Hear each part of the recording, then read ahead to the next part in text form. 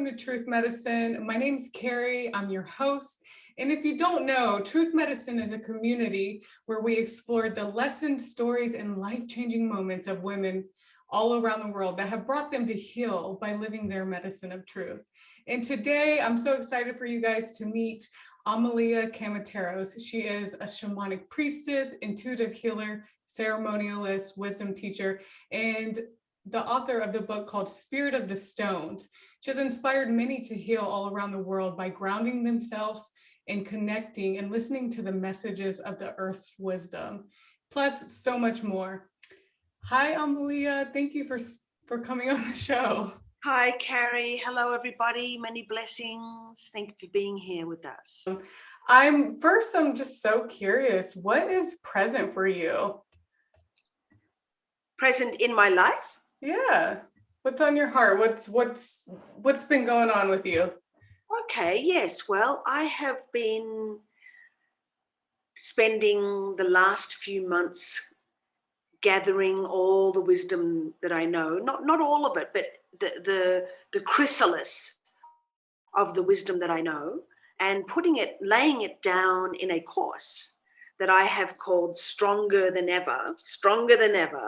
Woo. Accessing Earth's wisdom to stabilize and ground our energy in these most uncertain times. And so that's what's been going on with me. I've been really bringing, focus and direction and stepping up my ability to show up in the world. So that's been a big thing for me. Yeah, I feel like a lot of people this past year have really been stepping into what their calling is, or whatever their truth is. And, I think now more than ever, we definitely need people that have these gifts like you to really step forward and to channel it where people can actually benefit from it.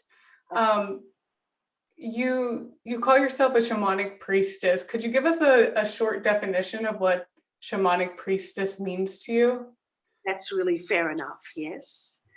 First of all, I became a priestess. Now, I believe many of us women are natural priestesses. And a priestess for me is someone who can tap in to a deeper wisdom through the elements, through connecting to the earth or connecting to the universe. But it's more or less siphoning the awareness into something more wisdom filled, not just looking at the surface and working from the surface, but really going much deeper. And also being aware that life is a ceremony. Even drinking a cup of tea, if you bring presence into drinking a cup of tea, that becomes a ceremony. And the history of the Japanese tea drinking exhibits that. Every moment is present. And when you're eating and when you're walking, and a priestess really does abide by that, very much so. And the shamanic part came a bit later when I started off as a naturopathic doctor, where I was able to really treat people's bodily ailments, bodily functions, systems that were out of balance, to bring that into balance with natural medicines, natural herbs and minerals and homeopathy and things like this. And then it got to the point where I started seeing that there's something deeper again. So the priestess in me started to really go even deeper into that what's causing these bodily ailments, what's causing body imbalances. And then it came into more the psyche, the emotional realm. And that's where the shamanic priestess comes in to bring the two together. The shamanism of actually returning what's unconscious into the consciousness, shedding light into the dark corners of our own psyche. And that's the shamanic part. And the ceremony part is the shamanic priestess. So it's bringing ceremony into eradicating, or I wouldn't say eradicate, illuminating, embracing those parts of ourselves that seem to be unlovable in our own self. So Wow, that was such a beautiful articulation of what that actually is. Because, when I think of shamanic, I think of, I know what it is now, but previously I would think of someone who just walks around with a drum and, has all these like spirit animals. But that was such a beautiful way how you blended the shamanic and priestess in. And I know you're this well-developed shaman, and we could go into so much of what you do now. But because truth medicine is all about exploring your story and your lessons, I'm really curious to go back to little Amalia before you were this embodied shamanic priestess. Mhm. Can you share with us how little Amalia was? Not much different, to be honest with you. I was always Sure. different. I was always on the edge. Like when you look at the shamanic realm, the shamans of the world, they don't live right into the epicenter of town or the village. They're often on the edge. They have to be on the edge because they're bridging both worlds. They're bridging spirit world with the Mhm. human, everyday social world. So that's similar to how I was as a child. I wasn't in the epicenter of the family. I was always watching, always on the circumference, 1 foot over the fence going to the next door neighbors all the time, Mhm. always going outside and then bringing the outside into the family Mhm. center, Mhm. bringing myself and my wisdom and my compassion. Because little Amalia, my name in Greek, in the Greek um, language, in the Greek culture, there's always a little kick to the name. Like instead of Amalia, it's Amalitza. So when I was a little girl, my name was Amalitza. And Amalitza was always full of compassion. I came in with a huge, vast container of compassion. I Mhm. really, really did. So others who may judge certain members of the family severely, I would be able to really see the pain of or exactly why they were like that. So I've always been able to go to the root cause rather than the surface. I'm kind of deep in that way. I've always been deep. For Right. example, when we'd go to these long Greek drawn out picnics, the whole day we'd go on this sort of big fat Greek wedding picnic and all the loud music and all the loud talking. It always sounded like people were arguing all the time, but they weren't. Yeah. Just expressing themselves. Mhm. And I would sort of sneak away because I kind of had permission because I was so busy doing all that with the family. And so I would sort of slink away and go into my complete world of shamanism. I mean, if we could just call it nature to be simple, go into the world of nature, but nature is shamanic. Mother Earth is the most shamanic being I know. Mhm. Mother Earth is my teacher, and so she's the best shamanic teacher practitioner I know. And everything she does is teaching me about a deeper way of understanding. And this is how I was as a little girl. So while the children would be playing on the surface of the water and screaming and yelling, I would be tuning into the ocean. Not all the time, but this is what I would do from time to time, is tune into the ocean as a being and Mhm. go, I wonder what the ocean's feeling itself, like an ocean, like a being. And I wonder what it would be like if I became the ocean. So I would take a deep breath and sink to the bottom of the ocean. And I'd practice that as much as I could to get to the bottom, to breathe all the air out to get to the bottom and lay down there on the sand on the bottom of the ocean and just disappear and become the knowingness of the ocean. And so Mhm. kind of have always been like this, to be honest with you. Mhm. So when you ask me how I was, I guess that's how I've always been, and very sensitive and loving and um, loved to go out into nature and just feel that Mother Earth was there for me. Otherwise, the Greeks were all busy with their drama a lot, but Mother Earth Mhm. was there for me. I didn't Mhm. have to be there for them. Mother Earth could be there for me.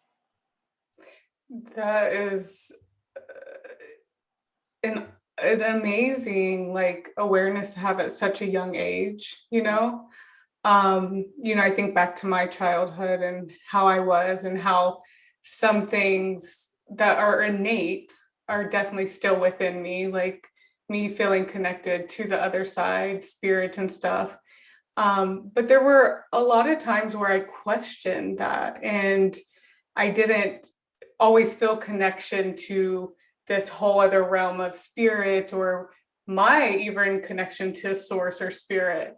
And it wasn't until I got older that I reconnected with myself. Did you find that there were any times where you were, cut off from spirit or the source, or have you always been kind of on this path of being really connected to Mother Earth? Always have been. I always have been, and even to my psyche. Now, the difference is, I was just having a bit of a think about this when you were talking about your story as a child, is that the difference is with me is that I had two tongues to speak with. I had the Greek that I was raised with, and then at school, I was cultivating English language. Mm, So as I was getting older and having these experiences, when I say older, it might have been 5 or 6 or 7, I was starting to think more in the English way. My mind was thinking more in the English way. So my parents couldn't speak so fluently English in those days. So I had my own world. I had my own protection so that I didn't have to say anything to them. And therefore they may have returned by saying, oh, that's just imagination, or no, oh my God, you're weird. You see what I'm saying? sure. Yeah, so I think the gift for that with me, the alienation of my parents in this way, that we had a Greek life, and then I had my Australian life in the English language, Right. actually protected me from having to tell them too much about who I was. Protect you from your family. Yeah, yes, Yeah. Was yeah. your family on the same path as you, or how My, is that? uh, How was being Amalia in your family? Like, were you accepted? oh, yeah, I was, very much so. My father, though, very much so. Yes, I was like the little golden girl, and especially with my mum, because her and I were similar. So Mhm. she kind of really put me under her wing, and in actual fact, I became her mother in a way. Like, she had needed a lot Mm. of recovery. She needed not recovery from her own childhood, and because I came in with a lot of compassion, I was able to hold space for her. So basically, I was her space holder, and her A her big life job. her life her life thread, her lifeline. And she would often say, the only reason I'm here is for you, the only reason I'm alive is for you. And that, Wow. oh yeah, there's a big story around that, but yes, that's the case. And then, when I was a little girl, it was fine up until around 7. Then my father and I were close until 7 years old. He Mm. actually lived behind a newspaper. Now, I'm sure that's just not my family. I have seen a lot of clients. I work in a shamanic recovery center, and a lot of clients say that their father was always also busy at work, unavailable, behind a newspaper, maybe behind a mask of Mhm. unlovingness, disapproval. It's all the same thing for a child. And Mhm. so for me, when I saw my father, sitting behind the newspaper all the time, it was really difficult for me because I'm just such a lovable, wonderful person. I just want to jump for joy, and I've had so much Yeah. passion to just jump into his lap. But it got to a point where I looked at him, and I looked up and I saw this big, huge halo physically. I remember this. I saw a huge flower of life. It looked like an intricate lattice work of light. So Mm. now, as I come to be older, I see that could have very well have been the flower of life. And so I looked up, And I said to myself, oh my God, I'm amazing. I'm amazing. Look at this. Mm. I saw it. And then I looked to my father with the newspaper in front, and something just died in me and said, I'm amazing, but this man's never going to see me. And it was really a mortal moment, a mortal moment. How do That's you? what it was like to be me as a child. Oh, right. Yeah. Very extra sensory. Yes. So having this relationship with your father never seeing you in the way that maybe you needed to be seen. Do you see that play out at all as an adult, or has that been what's helped you to, really channel your gifts into something? Both. Yeah. Yeah, both. Definitely, I noticed earlier on in my life where uh, the men that were of interest to me, which is in the placement of father, where I want to be seen by that guy or that man, wouldn't Mm. wouldn't really see me. Like, they would be talking to me and they'd be having an amazing conversation, we'd be having an incredible conversation, and then a beautiful girl would walk in and they would completely just go, like the bombshell would just completely annihilate their brain from any spiritual um, connected conversation that was so wonderful. And so in that way I would not be seen. I didn't feel like I was seen. Mm. But at the same time, our poison is our medicine, is that our poison can be the medicine that we can transmute into the higher realms, into the alchemy of who we are. Mm. And so what that made me do is not stay on the surface of what I look like and how I stand and what I'm wearing, but more cultivating the deeper sense of my connection to spirit, where I would never be abandoned or I would never be criticized or judged. And that's the way, like, I got to cultivate the deeper part of me rather than act out the social way of being accepted. I Mm. started to become more and more accepted within myself. I started doing the deeper work in turning that light out there, the father, the man, the thing that needs to see me. I turn that light back into myself and cultivating that, because ultimately I knew with wisdom, that it's not the outside. The outside is a reflection of the inside. Sure. So for those that are watching and maybe struggling with the same thing of self-acceptance and, wanting validation from the outside world and may not be familiar with the concept of going in, what would be something you could offer them to really um, begin to accept themselves more? I feel like going to visit that little child inside. Like, a lot of my therapy work, a lot of the work that I do, I kind of time travel. I've called it time travel all of a sudden. I realized the other day, it's like, oh my God, taking this person back into the past to Mhm. change something to then bring the shift into the future is a time machine. It's kind of a time machine. And so Totally. I would suggest that to go back into that little girl or that little boy, that's where it started, where we weren't seen or we were not accepted. Because let's face it, every single person just wants to be loved and accepted. And Mhm. if either of those were diminished or squelched in any way, that becomes a need. It becomes a yearning for that child. And so I suggest that you sit in quiet mode and go back and see if you can go into the time machine, into your own history, herstory, and go back to a time where you felt unloved, unloved, uncared for, unseen, whatever it is that feels painful.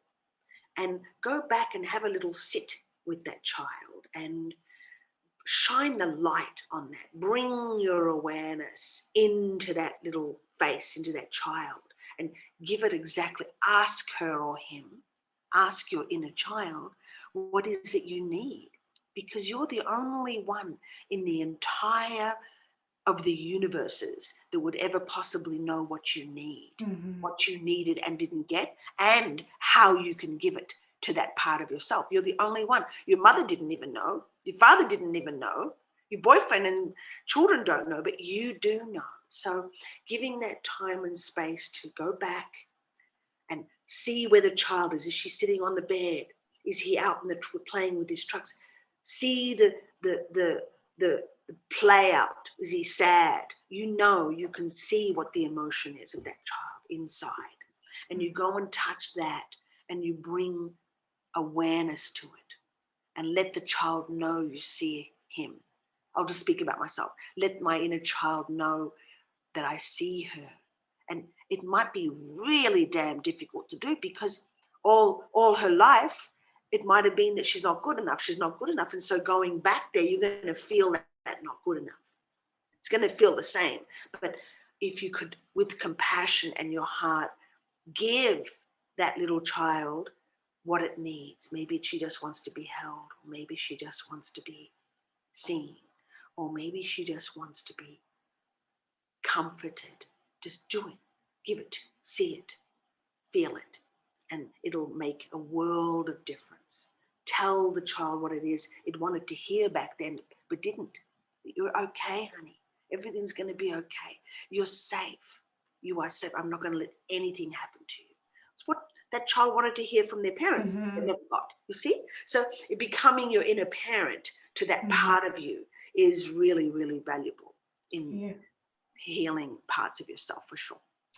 Yeah, I feel like I've been doing a lot of that this year. I feel like this year has been like such a year of, I guess, we'd call it shadow work, really just going into what I consider to be unconscious and giving love to those little parts of me that didn't receive it when I was little. And it's funny because I thought I was good, and what I have discovered through going through so much healing is that there's always more to heal and embrace. And I like yeah. what you said about going back and shedding love, but shedding light, which is the awareness.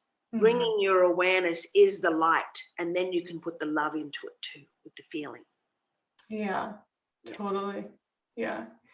So if you could go back to a moment in your life where you were probably most traumatized, where you were being set up a lesson by the universe, what would you tell yourself at that time to support you going through it? What would you need to know?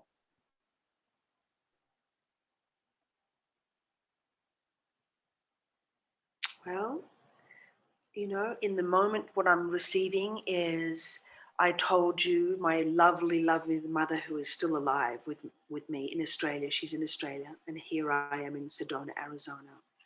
But we had such a really, really strong bond. Like, we would rest our heads together at night. Every night we'd rest our heads together and look out of the kitchen window and watch the stars, or the moon would traverse through there. So when the moon was there, we'd just wonder. We would just connect into the mystery and the magic of life. So yes, my mother was a bit like that too, very much. And my father also used to have experiences with extraterrestrial beings. So yeah, I think I came into a... You're an alien. Yeah, I don't know what it is, but definitely, they definitely came into an interesting family. I chose an interesting family. But coming back to the question you're saying, I had a very strong dependence, very codependent with my mother, to the fact that she made me her lifeline and I became her savior. So that's, if not the most codependent relationship type of dynamic you can get, savior and neediness, and so after her telling me that the only reason she's here is because of me, she used to say it a lot with great, tremendous terror in her eyes as she was saying it. So I would receive this terror and the pressure of obligation of keeping my mother alive. I came home from school one day, and there she was. My mother was manic depressive, so I understood it with all my heart why she was like that. But she would be up on the top end of the bar of manic for weeks and weeks, and then she'd be down in her sort of, I would call it the deathbed, for months. So I only had my mother at high for a couple of weeks, and then it would be for months, and this went on for 10 years, like off, up, down like this. And after her telling me that she was only here for me, and so I felt special. I felt like I was a special child to be chosen to be someone living because of me. I came home from school and saw her trying to swallow poison. Wow. And it was so it was panic, sheer panic, because with such good eyesight back then, I could see from the distance the word poison. So I must have been maybe 8 or 9 to understand that word, poison. And I freaked out, but I never said anything. I was frozen and bolted out of there. And I remember running away from that, whatever it was that, and I heard a gunshot going off in my head. Now, I'm surprised that nothing went wrong in my brain, but I heard a gunshot go off, like the end. And I went off to my next door neighbors. But the question you ask is, what would I have done had I been able to go back? Is that the question? I think it would have been to be able to be confident enough to say, Mum, no, stop, or show up in a way to have the courage, distract her. Yeah, have the courage to really say, to speak up for my truth, because I wasn't able to speak up for my truth ever as a child. I just did my own thing in nature. That was my truth. I was never able to speak up for my truth. If I spoke up for my truth, I would get in trouble. Absolutely. Do you still feel that way now with your family? No, I don't feel like that now. I've done a lot of work too. I've done a lot of work, Yeah, because I see you as such a person. You're one of the few people that I know that will actually speak up when something needs to be said. You'll be the only voice that will say what everyone else is not saying. Really true. Oh, it's really true. I think it's hilarious, to be honest with you. Yeah. A whole workshop, or when in the days when we had live workshops, or a classroom or something, and I'll say, is anyone cold in here? Oh yes, me too. Or if something simple things like that. Simple things, or I've even been known to chase policemen down the road, literally, and talk to them about what they did as a mistake on the road. Well, you're like on the whole other end of the spectrum now.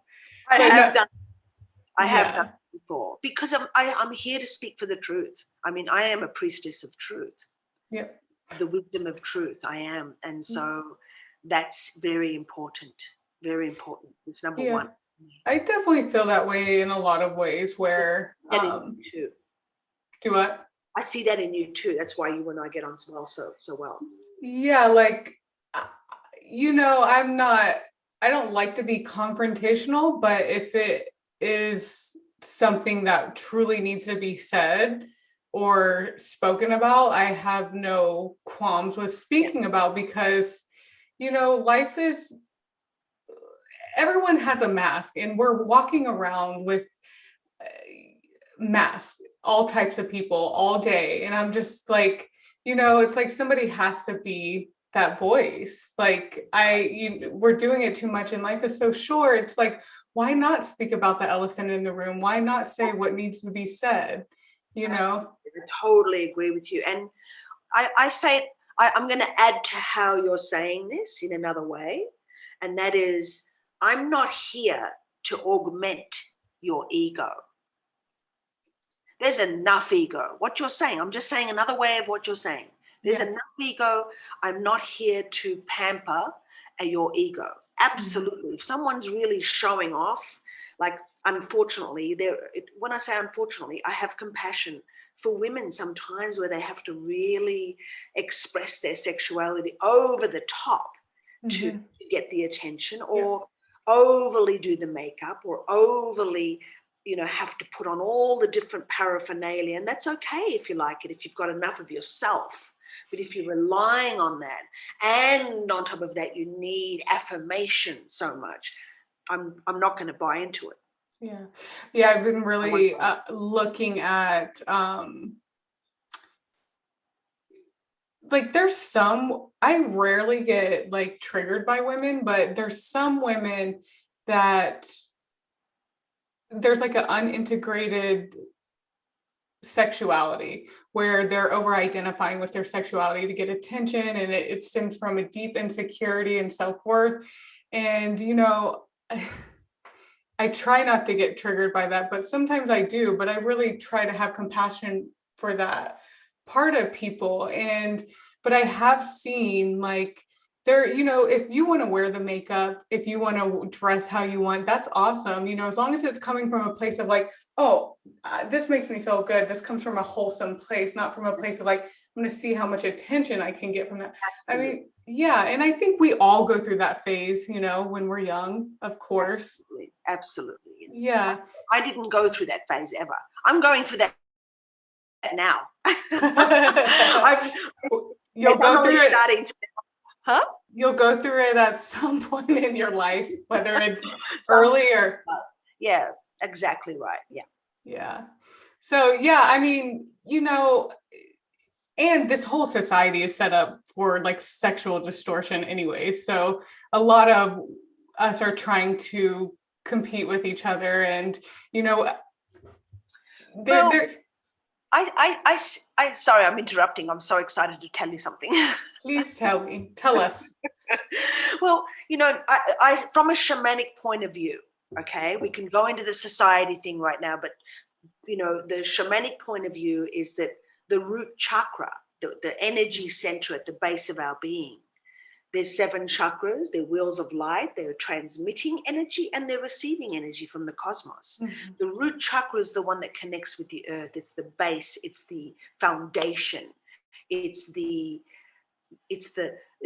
basement of our being. Mm-hmm. That's where the power switch is. That's where the Kundalini life force resides. Mm-hmm. That's where we also tend to push all those things we no longer want to see down in the basement, down in that root chakra. Mm-hmm. And that area down there is unkept. That's the sexuality. That's where the genitalia is. That's where the anal sphincter is. That's where we let go from. That's where we poop and urinate from. So it's kind of got the shadow and the power is right there, you see. And so we tend to, as a society, push down our primitive feelings of competition and jealousy and survival. And let's face it, sexuality is part of our survival. Mm-hmm. And so when we're judging that part of our souls, we're judging our power, we're stifling the power of that Shakti life force energy. We're told it's wrong from the beginning, whether it's through Christianity or at school. And I remember being at school and I had a little brand new dress on. I was in grade 5. I don't know how you correlate that to in America, but I had a little sailor dress. It was fantastic. I felt so good that my mother dressed me in the brand new dress for school. Mm-hmm. And it was short. It was a mini skirt. And the teacher there came along and she said, "You disgusting little girl." And she pulled the hem down and tore my dress. Oh, no, your mother did? Oh, no, this girl. My teacher in school, in front of the courtyard, in front of all the children. Wow. So I'm just saying, the way society has coveted that part of our sexuality is partly, I think, because it's down there in that area. We've judged that. We sit on our feelings. We have judgment, and we have downgraded uncomfortable feelings around that area, and that's where the power of our sexuality lies, power of life. And the distortion of it as well could be, Absolutely. this could be a whole nother interview. I would love to actually go deeper into that with you, but I would love to go into your book, The Spirit of the Stones. Okay. And I know in your book that you were mentioning how you were in Australia, and I would love for you to share about your journey from Australia to being called to Sedona, Arizona in the United States, and just share some highlights of what that journey of courage was like for you. Absolutely. Thank you. Yes. Well, let's just say at that time where Sedona was introduced to me from Spirit, I was a naturopath doctor. I mentioned that earlier in our interview, that I was treating people. I had a clinic of 14 practitioners. I started my service to people very early on. So here I was, married, running a clinic of 14 practitioners with my husband, bank managers, and I was also working with INXS, the band, that famous rock band INXS. A lot of the older people would totally not forget INXS and Michael Hutchence. He was like I don't know. He was the Jim Morrison of Australia. Oh. They were an amazing band. So I was working for them as well. I had a lot on my plate. And I always loved stones. I don't know. I always loved stones. I don't know why. I was hitchhiking around Australia, and the person I was traveling with, I would collect all these stones. And when he'd turn the car, all the stones would roll to one side and then turn the other side. And one day he just said, I'm going to get rid of them. And I'm, no, get rid of the table, get rid of the bed, not the stones. I mean, what is that? I don't even know what that was. That's just part of my being. But I was collecting stones. So on our land, when I was a naturopathic doctor, very, very stressed with so much to do as a young woman, holding space again for many people's miseries and illnesses and making them better, like I was since 5 years old with my mother. Yeah. Mm-hmm. I had a stone circle, a medicine wheel that I had built on my land out the back. And after a very busy day, I would just go into the stone circle and just sit. I was so exhausted with marriage, and actually my husband had a lot of ways of, like raging and screaming a lot, for me, and I'm very sensitive. So I used to go out there and just sit and not even practice any meditation. And I had done 10 Vipassana meditation retreats by then, but even doing a technique was way too much. So I would just sit there and disappear and become nothing. That's how I could reset. And in that nothingness one afternoon, I heard the word Sedona. I'd never heard of that before. We never had computers. I never had computers in those days. But Sedona. And as soon as I heard the word Sedona, my whole spine clicked. And I kind of didn't hear this clicking, but I felt the click. And each time my spine would straighten, and then I heard a click.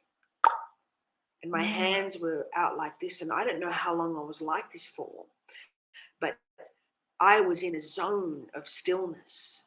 And now in Sedona, it's the same stillness, but I didn't know that at the time, that void space, because Sedona has a lot of void energy, as you know, right? Yeah.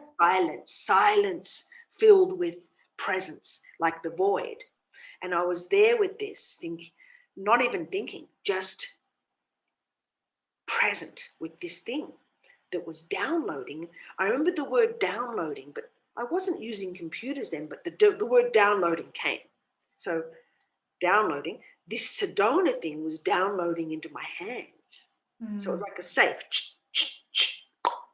And it might have been 20 minutes like this. And then that was it. I got up and out of the circle and oh, wow, that was weird.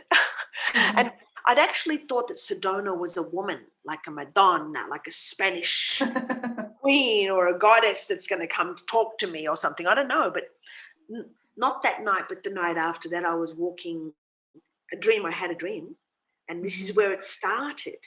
This is where Mhm. all these visions and synchronisms and synchronicities started to happen, where I was in a dream and I was climbing a staircase, zigzag staircase. And on the third level, I looked out of the staircase, and in the dream, I saw these huge megalithic big red rocks, which happened to now be on the cover of my book.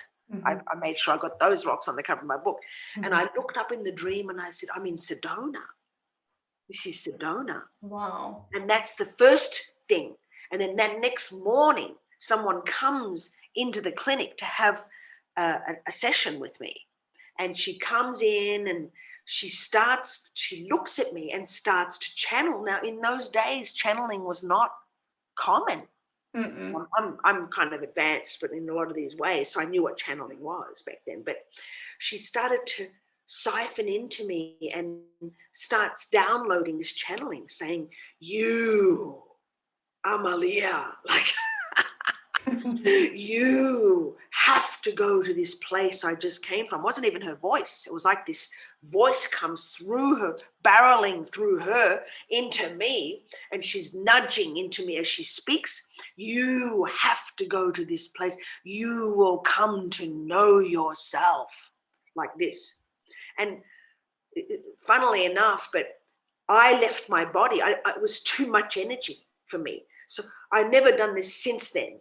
But my spirit left and I could see myself over here. I forget Mhm. about this. I was nowhere here anymore. I left. I was in spirit traveling out here. And then I saw her do the same thing. She grabbed me from there and brought me back. And when we were in our bodies again, she talked to me again. And then it happened again where I left. I didn't try to do this. This is just what happened. I left the body, and then she came to retrieve me and bring me back again. And then she spoke the second time. And after that, I said, well, where is this place you want me to go? She said, Sedona. And Wow. so that's three big things, in the medicine wheel, the dream, and now her. And that was the beginning of a whole year of things as powerful as that, honestly, for a whole year to get me to go and leave Australia, come to Sedona, Arizona, and in effect be the secretary of the earth and pick up from an assignment that I had in ancient days in my soul as a shaman, to retrieve the wisdom that I had coded into the rocks, into the crystals, for the future time that I would have to come back and retrieve that information and return it to the people. So I had a whole year of these kind of things because I was negating spirit. Like, no, that can't be true. That's just like over the top, over the top. And then finally I tested spirit. And I don't want to say it because if you get my book, Spirit of the Stones, I would not ever want to spoil this moment of the Yeah, it's final. good. Hmm? It's good. Yeah. It seems like I'm just curious. Like, I'm sorry if I dreamt about something and then I heard, like, I was in a meditation and I heard Sedona. I don't think I would just move and go. Did you find that challenging to like really follow that calling? Yes, you mean like in the medicine wheel, or you Yeah, mean? I'm saying like, oh, you're being summoned. Do you think it was by Sedona, or do you think it was by your spirit guides or your past lives, like wanting you to go Oh, I back? think it was my past life, my soul, spirit, whatever you want to call it. I don't know, but no, I just got up and left. Like, wow, that was really interesting, and I didn't give it too much thought. Right, right. I mean, I was experiencing some wonderful things in that medicine wheel. I would Sure, meditate sure. every night to recover myself from the busy day and this and the husband and the bank managers and the landlords and all of people's problems. I would go there and cleanse myself in that medicine wheel. It became a portal. So where was the turning point of you having all these synchronicities with being summoned by Sedona and then also dealing with your husband? What was the turning point, or when was the turning point for you to actually follow? That's what I was going to wait and say to people to read the book about, but I can share a general overall. Yeah. Yeah, general. Yeah. I had a year by now of all this, and I was terrified. I was actually afraid because my life was in Australia. I didn't want to come to America. If I travel anywhere, it would have to be exotic, like Thailand or South America. If I'm going to take the journey across the waters, it wouldn't be another generic white Caucasian country if I'm going to travel. So I never was attracted to go to America at all. It was more these very astonishing, astounding, shocking and riveting things that would blatantly come to me, or amazing things like, how could that be? And so I got the swing of it after a while. Like every 2 or 3 days, something would happen. It was amazing, and I would believe it, but I never really thought it got to the point where I would have to go there to America and leave everything. And I was married, so I was trying to manage the relationship and my family, and in working within excess, and my husband and everything we knew. So I was scared. I was scared to leave everything and go and renounce my life and go to this place that Spirit is asking me to go. I mean, is it really real? Is this really real? And so I one night tested it, and I just spoke very severely to Spirit.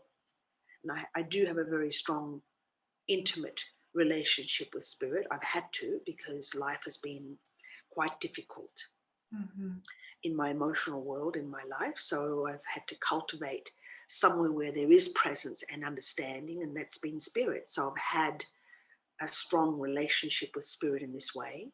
And I don't want to exactly say this on the computer into the web field this way, but I did summon Spirit one night to say, if this is true, prove it to me.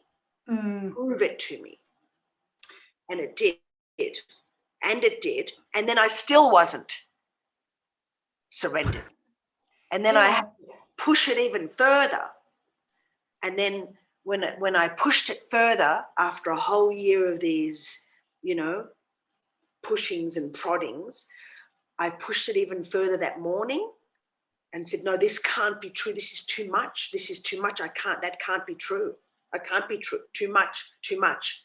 And then I said, now one more thing. If you provide this for me, on top of that, then I will listen to you, because I really kind of tested Spirit, like, oh, this can't be possibly true. You're not going to be able to pull this one for me. And it did in front of my eyes. It did. And so then I had to surrender.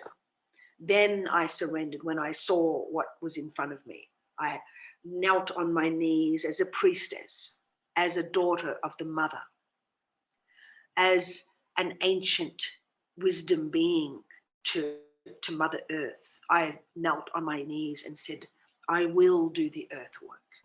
I'm yours. I'll do it. And that was it. Thank you for sharing that. And what does doing the work for the earth look like for you? Beautiful question. Yeah.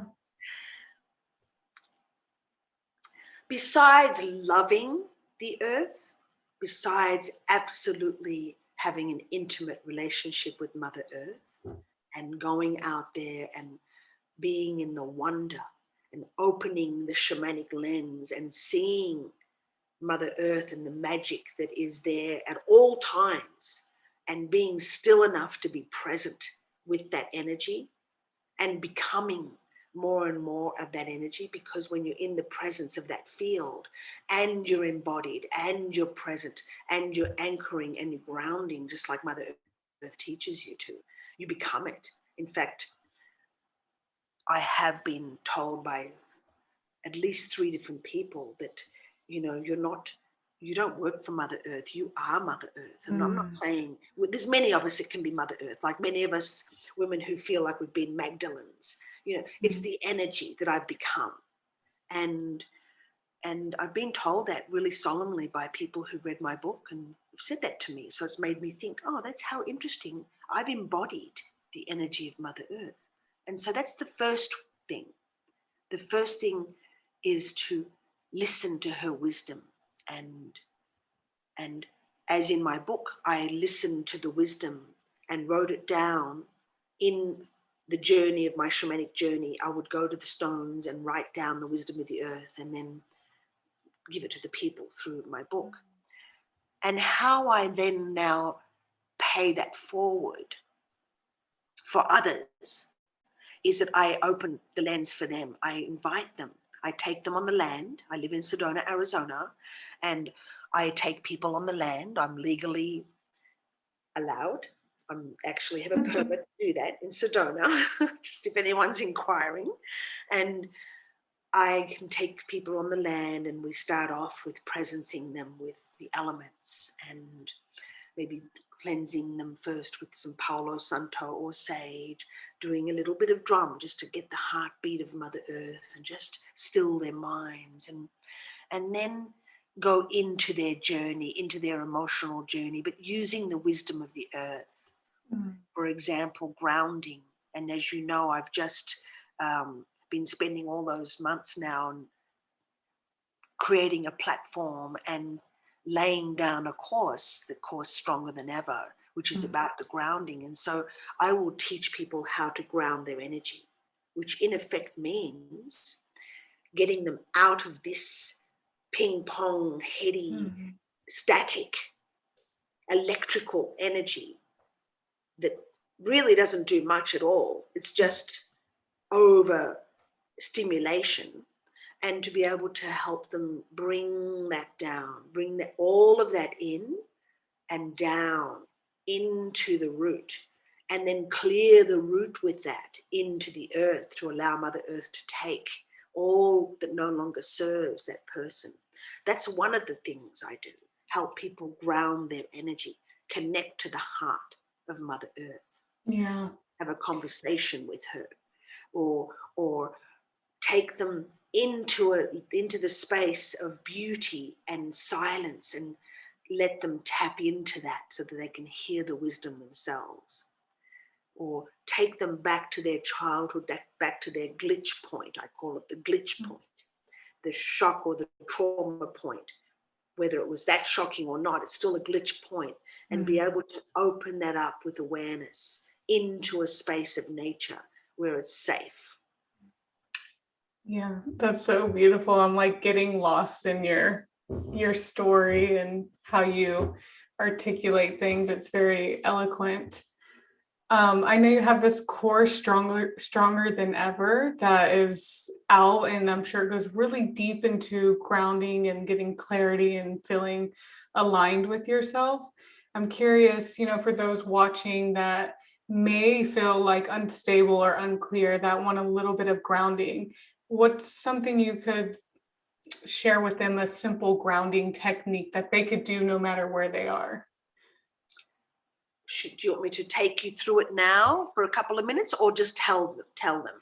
Just something simple Absolutely. that somebody could do. Absolutely. Yeah.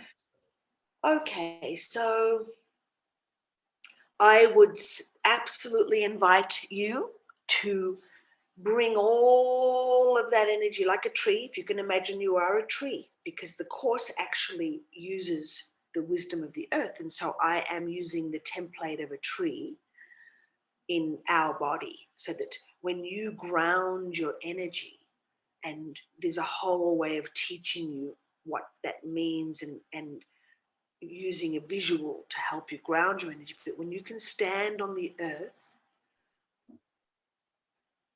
like a tree and visualize those big sciatic nerves, visualize those nerves in your legs, the largest nerves in the body that drive you forward as roots, and allow your breath to take a breath in And as you exhale, you follow the breath, rolling it down the body. And if you only get to here, then you can breathe from here. And from here, allow the breath as if you are seeing it rolling down the body, so that you're feeling it go down. And as you feel it go down, the muscles here relax with the breath. The breath takes the energy, takes the tension down. So breathing in and following the breath all the way down, down, down, down, down to the root chakra between the anal sphincter and the genitalia, at the perineum, at the root chakra. So you're inviting that tension, that static, all of that. You're giving it a place to siphon down and rest down into the root and beyond into the earth, letting go, letting go. Give it to Mother Earth. Give it to Pachamama. Pachamama, Mother Earth, knows how to take that energy and recycle it. You can also take the light like a tree, the light of the cosmos and the light of the sun and the ecstatic energy of life, and you can clean your body this way too. And allow your energy to drop into the earth. And then eventually, when you get good at that, you can actually then draw Mother Earth's energy up and around like a tree. That's in the course. You will get to learn that. That's beautiful. I feel more grounded now. I want to quote you because I really love this quote. I heard you say in one of your previous videos. I believe the earth is the greater part of our own body. When we connect to our own heart, then we connect to the heart of the earth, and we're more in tune, and tapped into the greater part of all of us, the cosmos. And when we're not, that's the point of separation, is that we're not connected to our heart. I just think that's a beautiful quote. I love that. Where did you get that from? I got it from one of your videos. And how can we get more connected to our heart to feel that infinite love and cosmos? Well, I do feel that if you can drop your energy in all the way down like tree roots to the heart of Mother Earth, that where our hearts are usually synced up to her. We're so busy here, it's so hard to connect with the heart, don't you think? Yeah.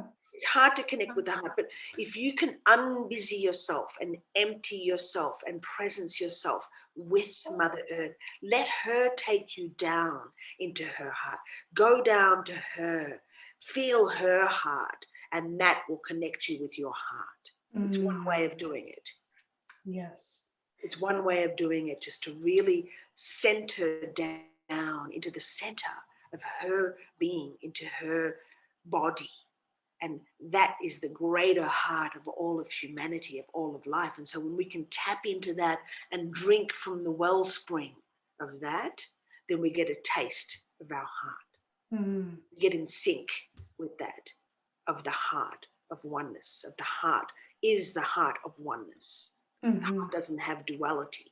The mind has duality, but the heart is in the union, the namaste, right, left.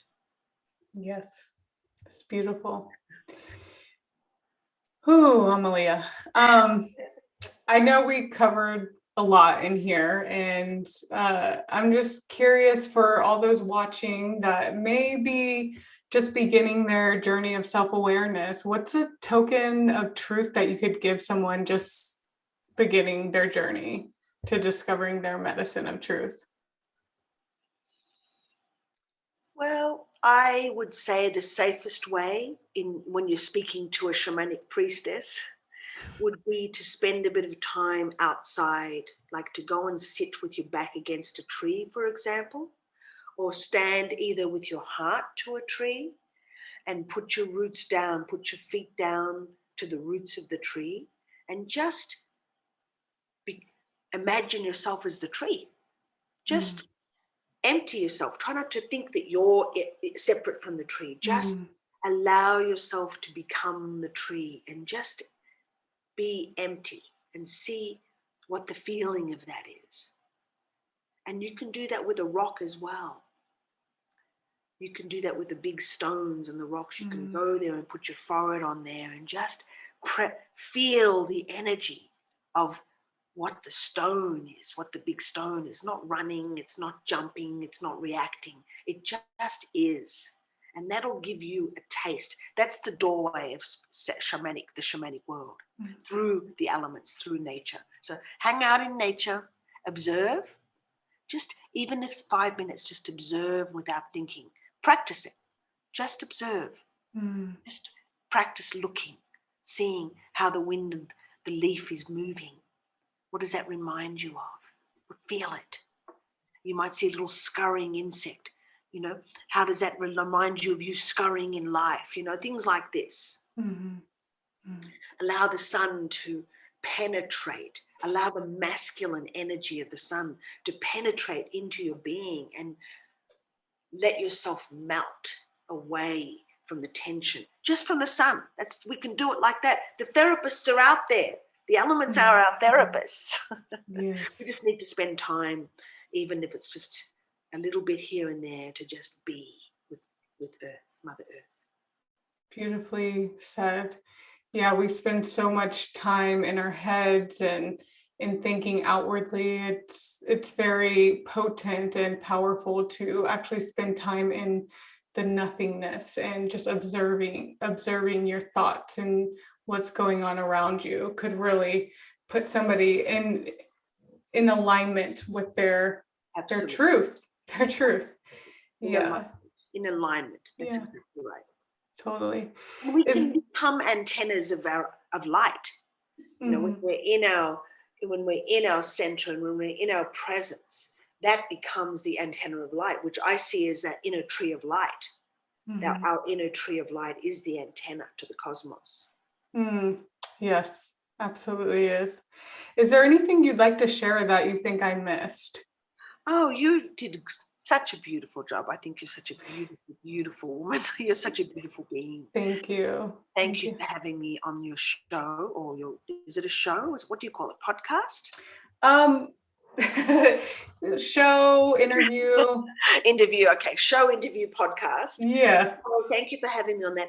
I would like to extend a discount code. So we'll write that down at the end. We'll have the link down there for all of you who are interested in the course. It's only a 2-hour course. It's like a wisdom teaching course. It's 2 hours. I didn't want to make it too long.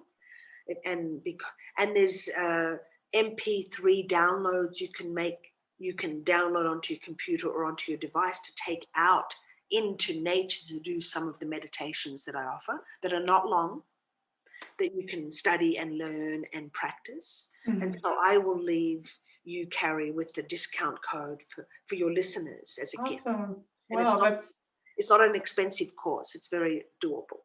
Awesome. It's very affordable. So if people want to find you, where can they find you?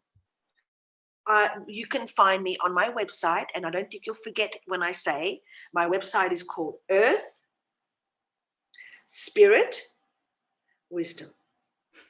So Earth, Spirit, wisdom.com, and we'll have that information, and the information of the book will be there for you as well, in case you're interested in becoming a secretary of the earth or opening up more of your shamanic powers and your shamanic presence. The book, the journey of that. It's not a tell you book, it's a take along you book. Join me on the journey and you'll learn a lot from that too. Absolutely. And I'll definitely put the link to view your book as well. Yes. And if you're ever in Sedona, Arizona, be sure to link up with Amalia, let her help ground you and help you heal yourself. She's amazing, along with Sedona, Arizona. Well, yes, as an emissary of the earth, Earth is amazing, and I'm one of the major emissaries for Earth. So yes. Yes. And if this show touched your heart, or you think somebody could benefit from this, please share it, because you never know whose life it will change. And until next time, y'all have a beautiful week. Namaste. Thank you, Carrie. Thank you, everybody. Many blessings to you. Mwah. Blessings. Thank you, Amalia.